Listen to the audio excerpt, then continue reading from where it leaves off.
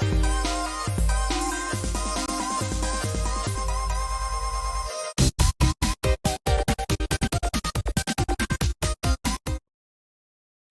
everybody, and welcome to our early comics review video. I'm Andy. I'm Matt. We're here with Infinity Flux Comics out of Chattanooga, Tennessee, and this is our bigger show where we show you some of the biggest and best books that are releasing this week to your local comic book store, or if you shop with us at infinityflux.net, you can order them right now and they will be delivered to you. I almost said hand delivered.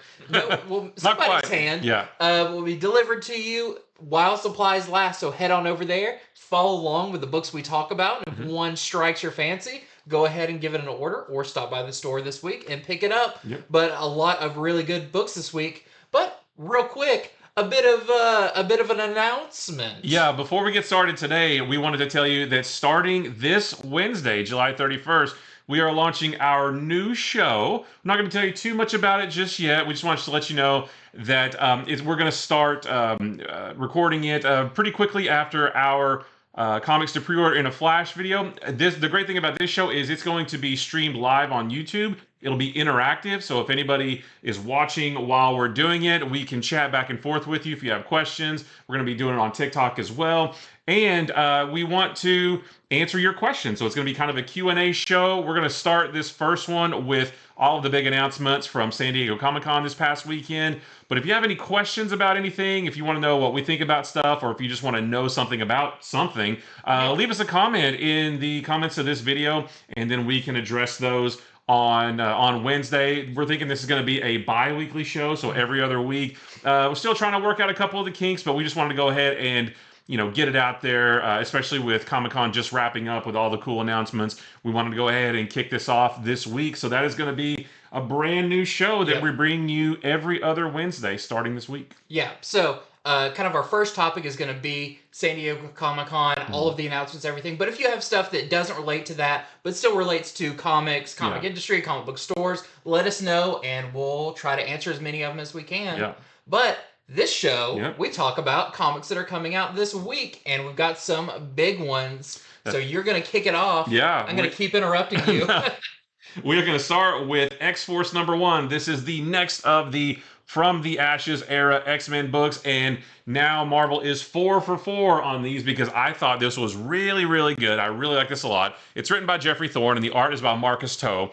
And in this book, the whole premise of this series is that Forge has created this device called the Analog, and it's an orb that he can hold in his hand. It's like a magic 8-ball, I think is what he said at one point.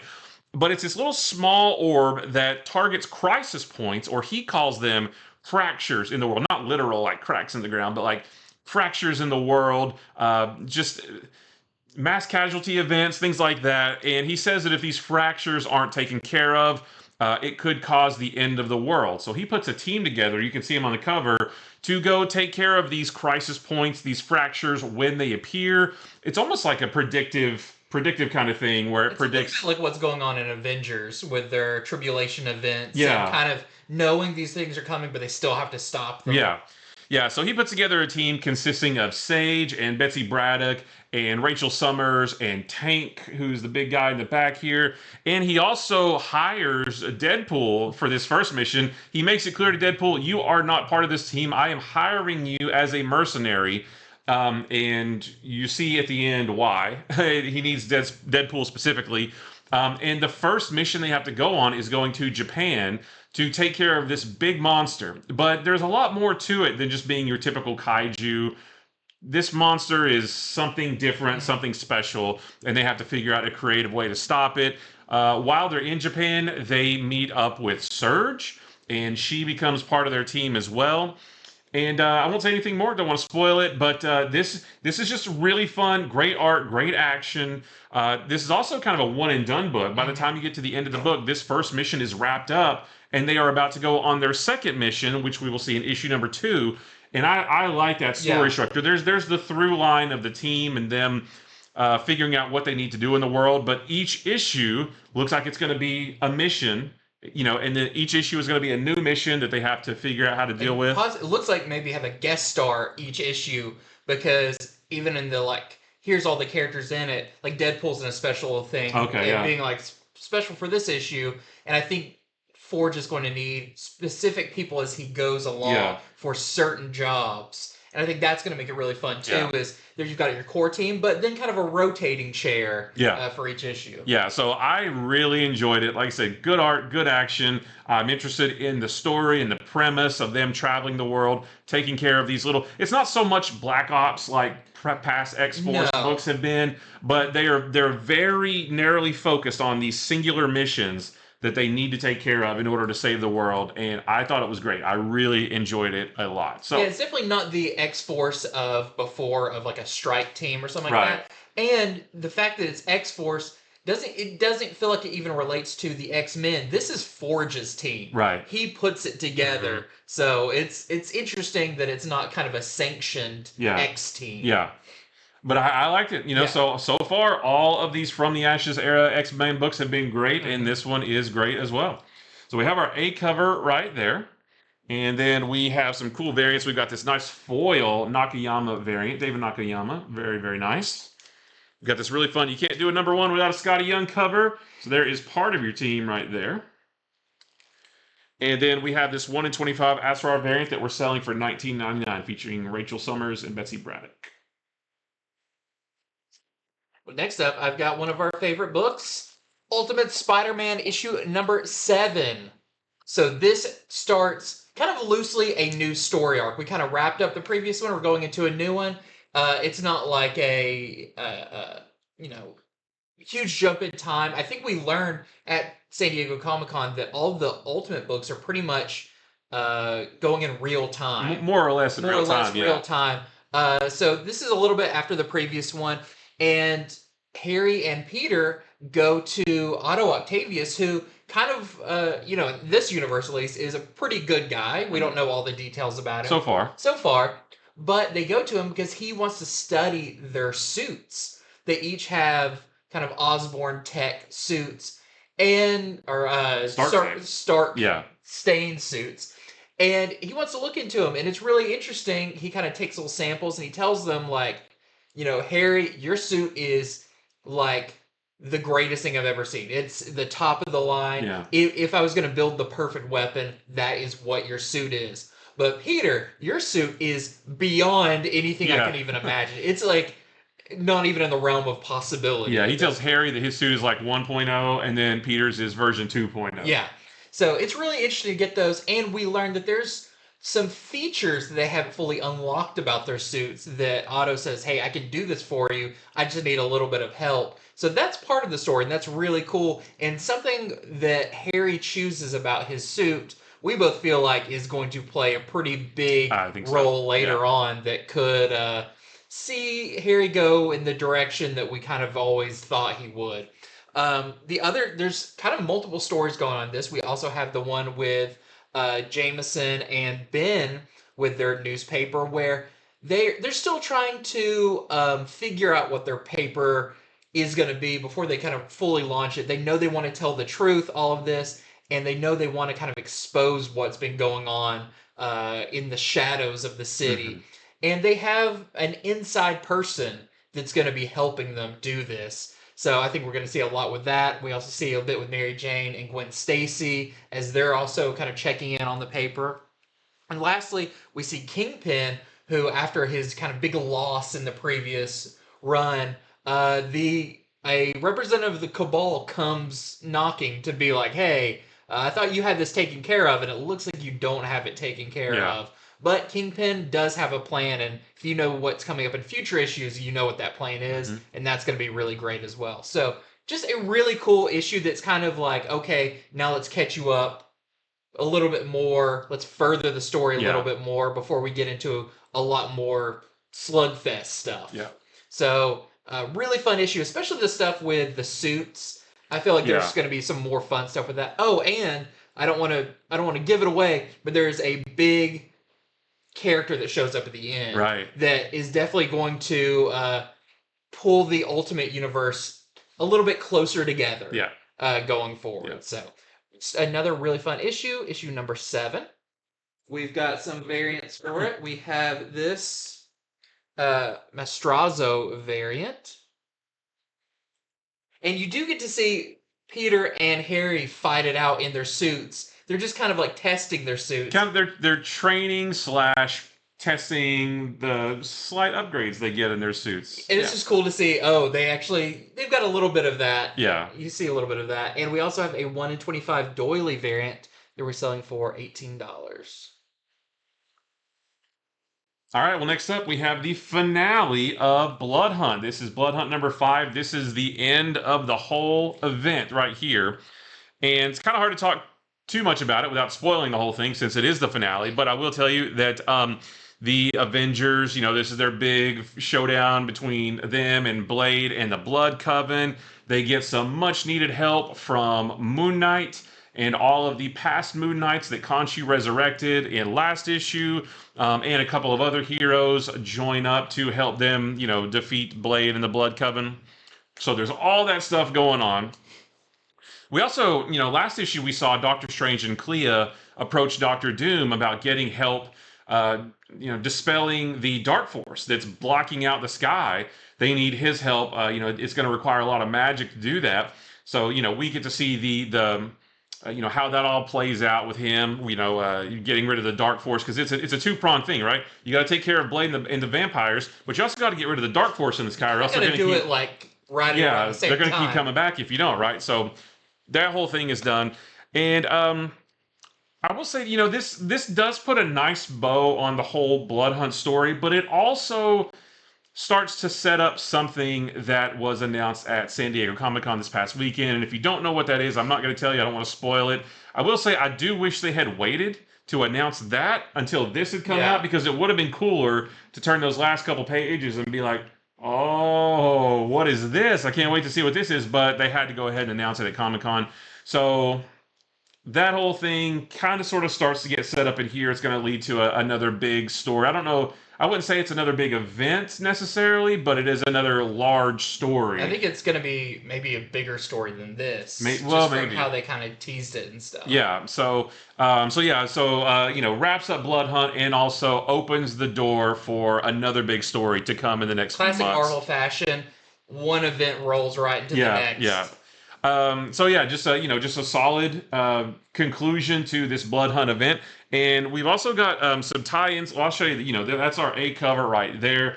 We also have the red band variant, which the only difference is this has 3 extra pages that the main version doesn't. This has 1 double page spread that's not included in here, and then another single page that's not included in here. So 3 pages extra total in the red band version. We also have the Baldeon Fangs variant that we've been seeing for a while. We have this Asrar variant with the Avengers and Blade. And then there is this Peach Momoko variant as well. Who is that? Oh, that's Clea. That's Clea, yeah. Yeah, I'll say the stuff in here with Doom, I think, is the most interesting. Yeah. Because once again, the heroes find themselves kind of coming to Doom for help. And Doom's happy to help, but, yeah. he's not going to do anything that doesn't benefit himself. Right. Yeah, that's what's great about Doom is Doom does whatever Doom needs to do to help Doom. If it's aligning with the good guys, he'll do it. If it's fighting against the good guys, he'll do that too. Whatever's best for Doom is what he does, and I like that. Yeah. So next up, we've got a really fun one. This is Disney and Marvel's What If Donald Duck Became Wolverine #1. This is a one-shot. This is by Luca Barberi and Giada Parasinotto. Yep.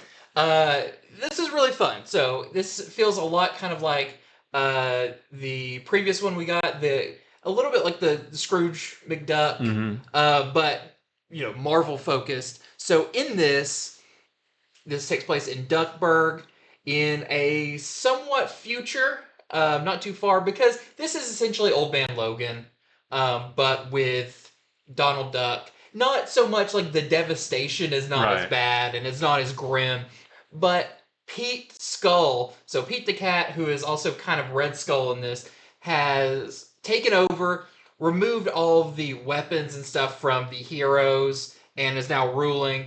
And Donald just decides to retire and lay in a hammock and let his grandma cook him pies and stuff. It's really funny. And he uses his claws to cut the pie, of Yeah. course. Until one day, Mickey Hawkeye shows up. It's basically like part of like the rebellion group, and it's like, hey, we need you to stop Pete Skull. You got to come out of retirement. And of course, Donald doesn't want to, and he's like, no, I don't get angry anymore. Yeah.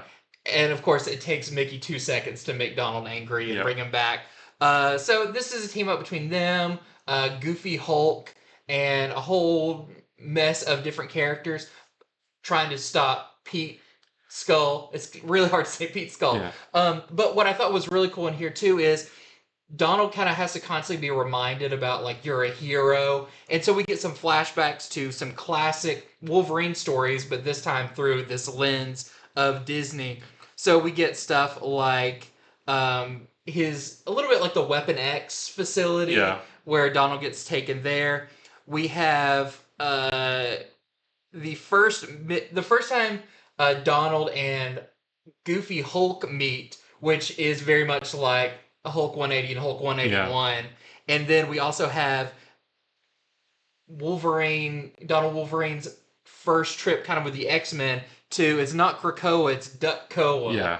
And it's a really fun, like, play off of Giant Size X-Men #1. So if you like that kind of fun, let's mix these two things together, one-shot story, you'll really like this. It's a, read it, put it down, that's it type thing.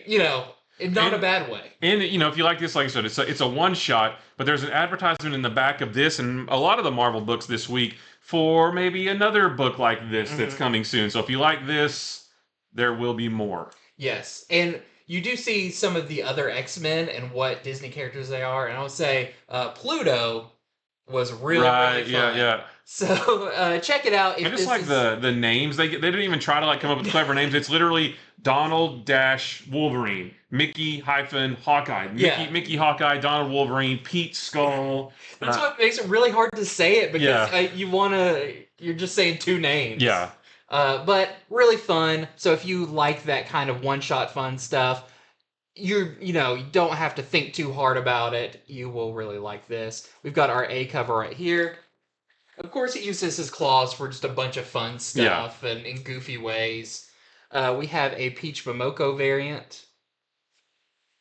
And you also see him in multiple Wolverine costumes, which I think is really fun, too, to see. And there's some concept art in the back, too, of a bunch of different costumes. We have this Phil Noto variant, where he's cooking hot dogs on his claws. That's what I would use my claws for if I had them. Of course.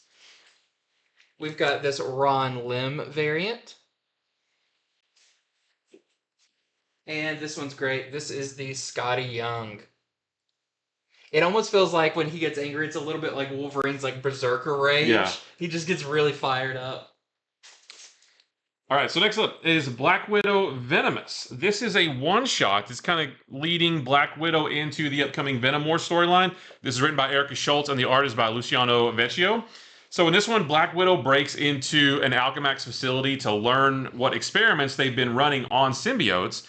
But when her symbiote actually sees or learns what they're doing there, it gets scared and leaves her. It leaves her body and runs away, and that leaves Black Widow alone to face off against this giant cyborg symbiote hybrid, which looks really cool. She's able to escape from that though and get back to her one of her safe houses where the symbiote is there waiting for her. She's like, "You left me," and it's like, "I got scared." They actually have a conversation.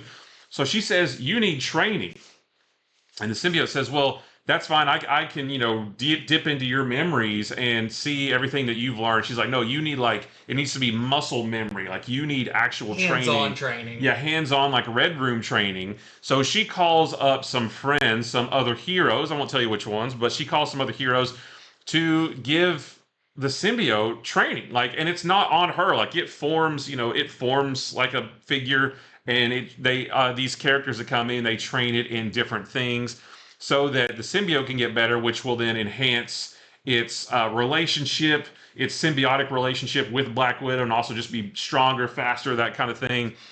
And we do get a cool, a lot of the book is just a big training montage of the symbiote and these other characters teaching it to do different things. And when I'll say, when the training is complete and they rebond with each other, she now has a new look. Oh. The symbiote takes on a new look when they're bonded up, and they head back to Alchemax, and then but the whole point of this is to, I guess, kind of set up their position in the upcoming Venom War storyline, which I want to say starts I think it starts in 2 weeks, maybe. And yeah, so we'll have to see what role she's going to play in that. But yeah, this is just a cool one shot. Black Widow training up her symbiote to make herself even stronger. So it's really cool. We got this A cover right here, and we got some cool variants.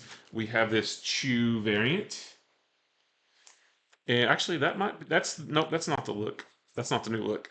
There is this In-Hyuk Lee variant. And then we have this Deadpool Kills the Marvel Universe variant by Vecchio. Yeah, it's really interesting. It feels like we've talked about the Venom War stuff for a long time, and it's still not actually started yet. Comics in the Future, we've talked about so many different tie-in miniseries that are on FOC, and it still hasn't started yet, so I don't really know. Like a wave when it does. Next up, I've got another one-shot. This one is from DC. This feels like a very summary one-shot anthology book. This is DC Super Pet Special, Bitedentity Crisis. This is an anthology book with the main story being by Tony Fleeks with art by Mike Norton called Pup Puppin' Away, which is adorable. So I'll mostly talk about the main story. Barbara and Dick are invited to go to a wedding. And this wedding is a no kids, no pets allowed wedding. And so what are they going to do with Haley Bitewing? They take her to the Kent's farm, which I thought was really fun and also maybe feels really far out of the way. I'm not sure if Gotham to Smallville, but, whatever. But they had Cyborg boom tube in there. Yeah. But, of course, there's going to be plenty of places for Haley to run. She's been cooped up in little apartment buildings and everything. So this is going to be great. What I think is really fun about this, Haley comes across very innocent, like a really sweet dog. And when they leave, Haley realizes that the Kent farm is actually the secret headquarters for these super pets. So you've got the super pets like Ace the Bat Hound, who's kind of the leader, along with Crypto, and all the other pets can talk. But Haley never really talks. You've got Gleek the monkey. Nice. You've got Jumpa, Wonder Woman's kangaroo. You've got Badge, which is the Green Lantern squirrel, which they all the other pets say it's Green Lantern's pet. And it's like, no, I'm a Green Lantern. I was chosen, all this stuff. And Bat Cow. And they inform Haley that they need her for a special mission because Streaky, the super cat, has been taken by a villain and they've got to stop her. So they try to get Bitewing to become like this super pet. They give her a mask, they give her a suit and everything, but she's just a cute little innocent dog. Yeah. And maybe she's not interested in this. So it's a really cute first story that shows kind of that Haley doesn't need to be that big, flashy super pet. We also have stories in here. We've got a story about Starro, which is really cute. We have one about all of Damian Wayne's pets, and he loves animals and even a turkey, which is really funny. We have one about Dexstar, the Red Lantern blue cat, which I always love. And the final story in here is a really fun one by Kyle Starks called Who Woofs the Wolfman, which is a Watchmen parody with dogs, and it's done almost like a news strip style, but it is really, really funny. It's kind of the highlight of this book to see all the parallels, and I think people will have a really fun time kind of breaking it down and connecting the characters and everything. So, yeah, just a really fun one-shot. Just, could be in continuity, could not for the main story, but you'll just have a good time reading it, especially if you love pets. So that is our A cover. We also have a Tony Fleeks variant.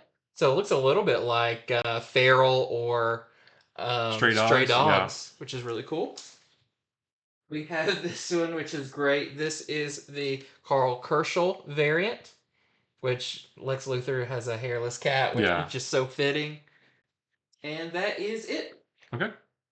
Well, we're going to stick with DC for a bit, and we're going to talk about Absolute Power Task Force 7, number 3. This is the only Absolute Power tie-in that's out this week, and this is just continuing the Task Force 7 series, each issue focusing on a different Amazo robot, a different cast of characters done by a different creative team. This one is done by Jeremy Adams, and the art is by Marco Santucci, and this one focuses on the Amazo robot known as Jadestone. It absorbs the powers of Alan Scott, but when it does, it also absorbs his willpower. And that starts to cause conflicts with its programming. So instead of blindly following the orders that it's given by Amanda Waller, it now sees those orders as choices, to which it can say yes or no. So it says it'll like take an order, but then it pops up like Y or N, and it'll say Y or N. So it's not supposed to be able to decide what it wants to do. It's supposed to follow orders, but now it's like starting to develop a conscience a little bit. The JSA, they realize that, oh gosh, our powers are gone. This robot's after us. They escape to the Tower of Fate, but Jadestone tracks them down. But, its new, like, conflicting programming causes it to question what it should do. So I won't tell you what it does, but that, is really cool to see. And we also see Steve Trevor infiltrate Gamora Island figure out where Amanda Waller is keeping all of the captured heroes and villains. So more to come on that. I'm assuming he's probably going to break them out, and they're going to have like another something. I'm not sure, but this one was really cool because the other two issues, it's been these Amazo robots just going full bore against these heroes. What this one is like, I don't know what I should do. Should I do this? Should I not? And how Alan Scott then kind of reciprocates that, like,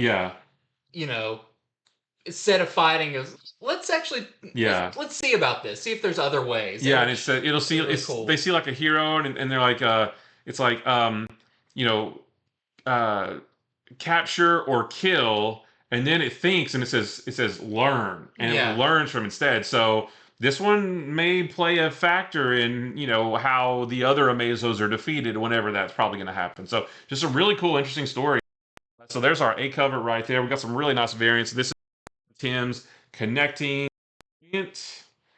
This one is the Stephen Platt and Dave McCaig variant. This one's Michael Janin variant. We've got the Hayden Sherman variant. That's your artist on the upcoming Absolute Wonder Woman. Mm-hmm. And then we have the awesome Dan Mora foil variant. That's the one that I pre-ordered, and that looks so good.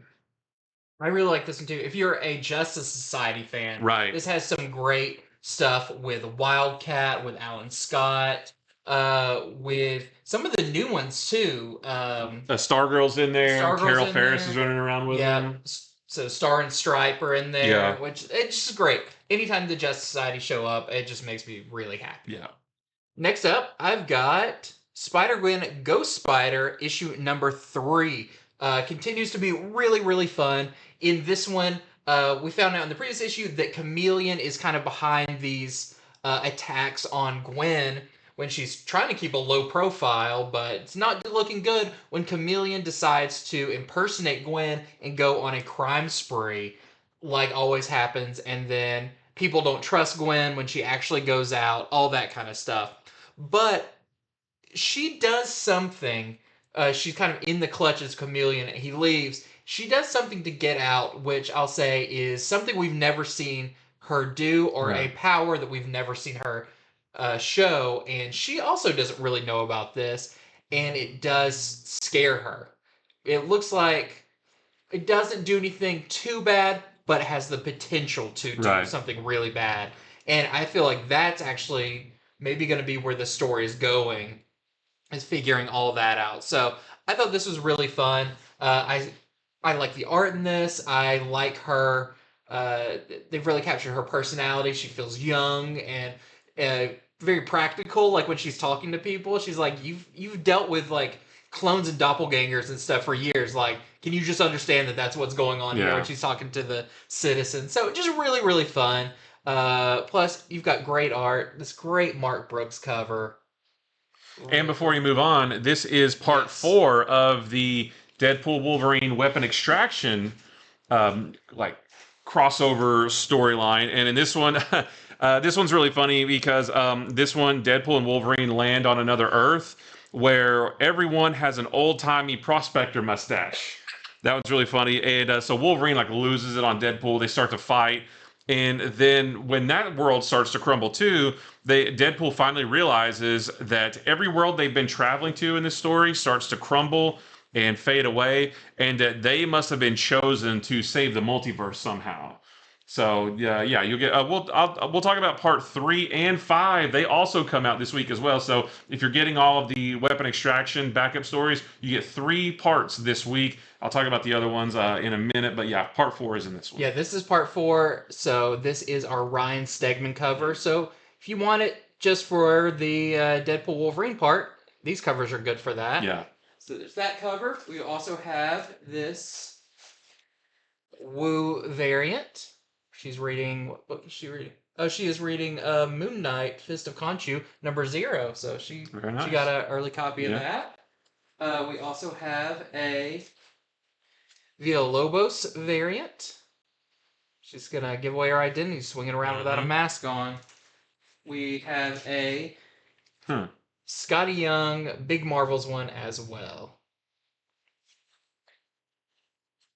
All right, well, next I've got Grommets number 3, and this is just such a nice breath of fresh air. You know, you read superhero books and horror books, so much, and then this is just, 2 kids skateboarding in the 80s in California. In this one, we meet a new character right here. His name is Liberty Spike Mike. And he's kind of like sort of a rebel, always cutting school and everything. Well, this one, he convinces them to cut class and go to the mall and get high.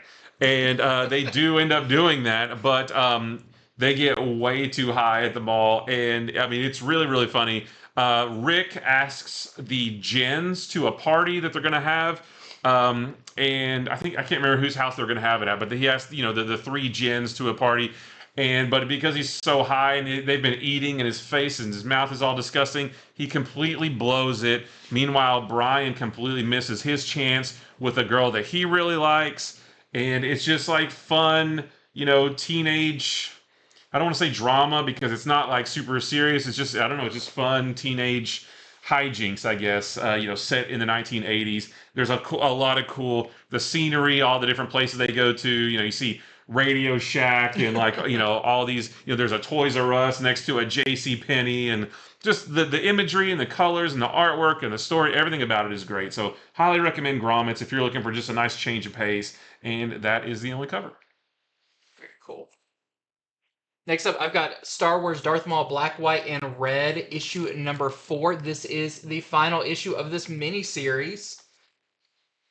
And in this one, this is by Greg Pak with art by Luca Pizzari and Will Sliney. And this one's really fun.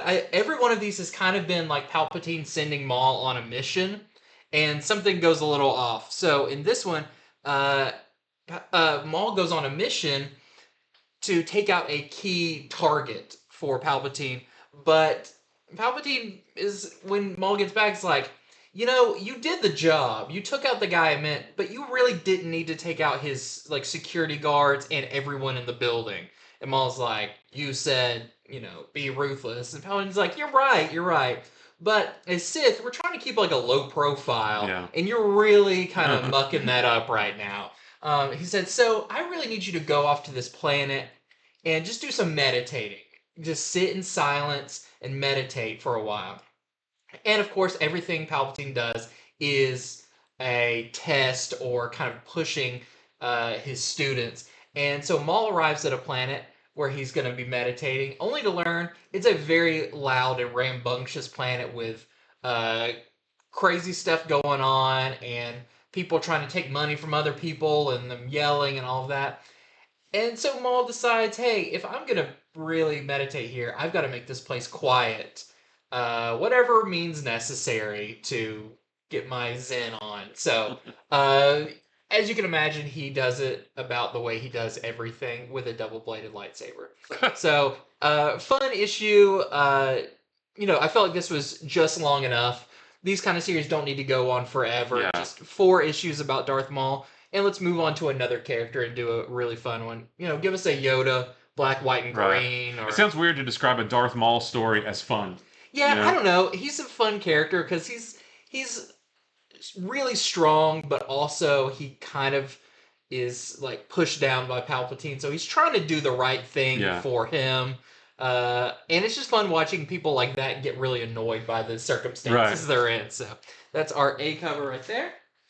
And we also have this Simonson variant. So if you ever want to know what it looked like if Maul fought Beta Ray Bill, there you go. like that. Yep. All right, well, next is Fantastic Four number 22, and this is the last issue of Fantastic Four that ties into Blood Hunt. Not the last Fantastic Four, but they're done with Blood Hunt here as well. And Reed and Alicia are still in New York. We saw it last issue. They're still trying to protect this group of survivors from a horde of vampires that's trying to get to them. And Reed gets really frustrated because vampires are based in magic, which he knows nothing about, but Alicia really helps him focus on controlling the things that he does know. And meanwhile, while they're in New York doing all that, the rest of the Fantastic Four are just kind of strolling through their small town in Arizona, because there's vampires there too. So they're like walking around trying to help everybody, survive the vampires, get everybody grouped up with them. And it's just, it's a really cool. The cover is really cool. This actually does happen. There's a panel where he's like, his face is getting stretched and everything. So that actually is really cool there. This is also part 3 of the Deadpool Wolverine weapon extraction backup story. So this part comes before the Spider-Gwen. So in this one, they're still fighting off a horde of zombies on the zombie planet they're on before they get to the Earth that everybody has the prospector mustache, which that Earth sees way more preferable. They fight off these zombies before they are mysteriously transported away again. And then in part 4, like we just talked about, they start to put the pieces together of what's going on. So yeah, if you're trying to get all those, don't miss this one this week. So we have this A cover. And then speaking of that weapon extraction story, we have this Deadpool and Wolverine nice homage cover by Stephen McNiven. Yeah, that's a cool cover. Yep. Next up, I've got Amazing Spider-Man number 54. This wraps up our Green Goblin, Spider-Goblin story. If you're looking for this to have a giant climactic ending, it does not have that. It is a pretty small-scale finale. And also a pretty abrupt ending. Pretty abrupt, turn the page and you realize that was it. Yeah. So it's pretty surprising. I'm not sure. We know that this run is going to be ending, not numerically, but Zeb Wells' run on this is going to be ending. I'm not sure. October, maybe? Something like that. He's got one more story arc to do. Yeah, one more story arc with John Romita Jr. But this was a really odd story, how it really built up Spider-Goblin, and I think you really only saw him for 2 issues before he kind of shrugged off that. And even though in this, Peter has now become... He's got the sins of Norman Osborn in him, going up against Norman, and they're kind of swapping those back and forth.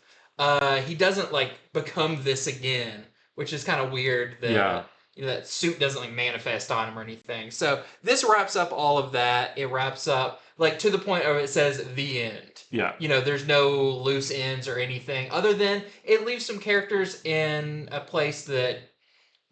you go into this going, is it Norman or is it Peter that's going to be stuck with these sins? At the end, you're like, I wonder how this is going to go forward like this. Yeah. So, just a final issue for this story arc before we enter in the last one in this one, before Joe Kelly. Joe Casey or Joe Kelly? I can't remember which one takes over it. So... There's that cover. We also have a Javier Garron variant with Spider Buggy, which is great. That's always a good time. Does not appear in this issue. Should. It'd make every issue better. We have our Del Auto connecting variant. And we have this 1 in 25 Putri variant, which is really cool with Peter changing into his spider outfit. I was going to say, we could talk about it more when we talk about all the San Diego Comic-Con stuff, but there was that new suit for Peter revealed, and they're like, oh, wait till the end of Blood Hunt and you'll understand why. And I was like, I don't really understand why. Well, that has more to do with I kind of understand why. We'll talk about it on Wednesday. Okay. Sure. Yep. Just for another tease for that. That's right, yeah. All right, well, next up is Midnight Suns Blood Hunt number 3, and this is the last of this mini-series that ties into Blood Hunt as well. So with this, Blood Hunt is now done. This is written by Brian Hill, the art is by German Peralta. And because it's the last issue, can't really say much without spoiling everything, but I will say that the Midnight Suns, they summoned this demon. They went to this hospital, I think in Chicago last issue, and there's like a demon, there's a presence there, it's sort of been terrorizing everyone. So they summoned that demon, so they can dispel it, right? I will say this doesn't really have anything whatsoever to do with Blood Hunt because they're so focused on dispelling this demon. There's no vampires or anything. So it's a little bit weird how, the first issue they were so gung-ho about, we got to get together and take out Blade and we're going to head towards New York. And then last issue they veered off to Chicago and then they got completely sidetracked with a whole other mission. But we've all been there. Yeah, for sure. But if you've been getting them all of the Midnight Suns books, do not miss this one. And this is the only cover we have. Next up for me, involves a vampire, but it has nothing to do with Blood Hunt. This is Annihilation 2099, issue number 5. And this one is the final issue where we had all the issues before that had backup stories about Dracula 2099, where he's been being found, all of that. That all comes together in this one. So this doesn't have any of our other characters from the A stories of previous issues. Okay. This is just wrapping up the Dracula story, as I'll say it doesn't really have a definitive end because this is leading into Conquest 2099 coming out in October. Oh, I don't think I've heard of that. Yeah, so it's going to be, I believe Spider-Man 2099 is going to be a part of that, plus all of those characters that have been in the A stories of this series. And that makes sense because you had, this is riffing on Annihilation, and then you had Annihilation Conquest that was a sequel to that. Yeah, so this is definitely important if you're planning on reading that, and if you've been enjoying the Dracula bits at the back end of all those other ones. We see, Dracula come together with his new kind of legion of space vampires. Okay. Made up of multiple alien races and all of that. So, I'm looking forward to Conquest 2099. I wouldn't say this was my favorite issue of this run, but because I really like the one and done stories of the previous ones, there were I thought some really good highlight issues. I really like the first issue with Star-Lord. I like the Red Hulk issue. I thought that one was really interesting. So, I'm looking forward to seeing all those characters possibly come together in the Conquest story coming in October. But this seals off another mini-series, but leads into another one in the Marvel style. In the mighty Marvel manner. Oh, and we also have this really nice Ken Lashley variant with Dracula 2099. All right, well, we've got the Miss Marvel annual for this year, which is weird because Miss Marvel doesn't have her own title. It's weird to have an annual without a series to go with it. But this is part 4 of the Infinity Watch storyline, written by Aman Vellani and Sabir Pirzada, and the art is by Giada Belviso. And just like all the other parts of this storyline, it's supposed to sort of connect to each other, but it reads like a one-and-done story. It only really ties into this larger story on the last page. Miss Marvel has a run-in with Multitude, you can see on the cover there, who's kind of like a synthezoid, kind of sort of like Vision. Not human, but not just like a robotic android, like somewhere in the middle. But they're the one who has been fused with the Soul Stone. So Miss Marvel runs into Multitude at a carnival, and they have the typical, first hero meeting fight. Before we talk, we must fight. That's right. So they fight each other, but then they become friends. And Multitude helps her track down this race of bird people known as the Inventors, who I think that all ties back to the Miss Marvel tie-in miniseries to Dark Web. Oh, wow. And I think maybe I didn't read that one, which is why I was really confused. Because who are these bird people and why are they? I vaguely remember that. Yeah. So it kind of all ties back to that. And then there's the backup story featuring, the resurrection of Phil Coulson. Nick Fury actually asked Captain Marvel for help trying to trace if there's any weird energy signatures. So that part is really cool. But yeah, just like I said, it ties into the Infinity Watch story, but this is more of a one and done than anything else. But we'll see where it all goes as we get closer to the end. So there's our A cover right there, and then we have this really cool Manhanini variant. And I'm not really going to talk about this one too much, but I did want to say that Saga issue 67 is out. So if you're a longtime Saga fan, it goes on these hiatuses and it's gone for a little while, but it is back this time with another time jump. So if you only read Saga, now it's time to head back to your comic book store. It'd be weird for you watching the show when you only read Saga every Right. so often. Every week, like, I hope they mention Saga, Yeah. please. This is your show. But, of course, the Brian K. Vaughan, Fiona Staples Juggernaut is back this week with Saga number 67. Well, I've got Hellverine number 3. I don't remember how many issues this miniseries is. It's either 4 or 5, I believe. But in this one, we actually learn more about General Harms, who's the leader of Project Hellfire. And we learn why he is the way he is, basically. And there are still 2 Hellfire-powered soldiers that they have created that they have to deal with. Well, those 2 soldiers track down General Harms, but Hellverine intervenes, and it results in actually a pretty violent fight. There was one page I was like, should this be in a Red Band version, maybe? Because it's pretty violent. And then something really cool happens at the end that I wonder how they might come back from. So if you're getting a Hellverine, definitely don't miss the 3rd issue, and this is the only cover I've got. And do you have any more? Nope. Okay, well, I've got one You're more. riding it out. Yeah, well, this is Immortal Thor number 13. I did not read the main story because I'm a little bit behind on Immortal Thor. Just read the ads. I read the ads, and I read part 5 of the Deadpool Wolverine weapon extraction story. And this one, they land in the rom-com universe. Oh, fun. And it's very meta because, there's all these people talking like, they pass a guy on the street and he's like, I'm just a lowly accountant who wears button-up shirts, and I wonder if I'll ever meet anybody. And then there's a pretty girl just not too far away, and she's like, oh, I'm a city girl who's just looking for a nice guy to settle down with, and hopefully we don't fight before we fall in love, and that kind of stuff. But they go to the library because now they know they have a purpose. They go to this library to try to find out some more information about what it is they're supposed to be doing. But they end up fighting this group of battle librarians, which they're really confused why there's battle librarians in a rom-com universe. That was pretty funny. And they finally realize what they're supposed to be doing as that universe starts to crumble as well, and they jump through another portal onto whatever the next world's going to be. So if you were trying to get all the weapon extraction events, like I said, there's 3 parts out this week, and this is part 5. So we have this really cool A cover, though, with Thor Hercules arm wrestling, and then there is this Melina variant with Deadpool Wolverine. And Dogpool. Cute little Dogpool.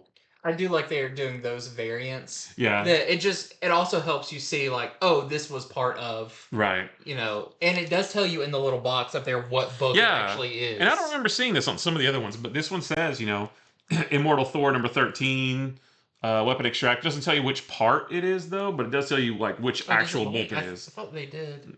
No, it just says number 13, but yeah. Yeah, the Spider-Gwen has that as well. Yeah. So that's a really nice thing, because that would be real confusing. Like, if you go up to your variants and you're like, what book is this? Right, yeah. It does actually tell you on there what it is. So do you have any others? So that's it. That is it. Out. So we wanted to remind you about our show coming up on Wednesday, our special kind of Q&A show that we're going to be starting. So leave your comments that you want us to answer in the comments of this video, or pretty much anywhere that there's a comment section on one of our videos. Anywhere that comments are sold, you can... We're going to try to compile them all and prioritize them and do all that. We're not even sure how long the show is going to be. This is very kind of early stages of it. It's going to form into something eventually. Yeah, it's definitely more like a pilot. Like TV show pilots always start off kind of rough, and then they find their footing a little ways through. One of the characters gets swapped out with another actor. That's right, yeah. You're going to get recast. You get recast with someone cheaper. Right. Too expensive, sorry. But want to remind you about that, and remind you all these books come out this week, so head over to infinityflux.net and buy them right now. You can order them. They will be shipped to you, or if you're local, you can go ahead and get them then and come by and pick them up. Any of those options are the right options. And let us know in the comments, what book are you most excited about reading this week? There's a lot of really good ones. I really like Task Force 7. Yeah. X-Force. There were some really solid books this week. And don't sleep on Grommets. It's just so much fun. Yeah. I love There's so few of the books that are like, it's not a big flashy #1, but we just really like it, so we just keep talking about it. And if you made it to the end, leave us a duck. Okay. Donald Duck. Oh, true. Well, just leave us a, Donald, or not a Donald Duck emoji, but just a duck emoji or something like Yeah, that. Yeah. absolutely. So stay tuned for our shows coming up on Wednesday. Our 2 shows now, where Yeah. our Q&A and our Top Comics to Pre-Order and Flash Review, we will show you some of the books that you can pre-order by this coming weekend. And I think that's it. That's it. That is all. So thank you so much for watching, and until next time, see ya.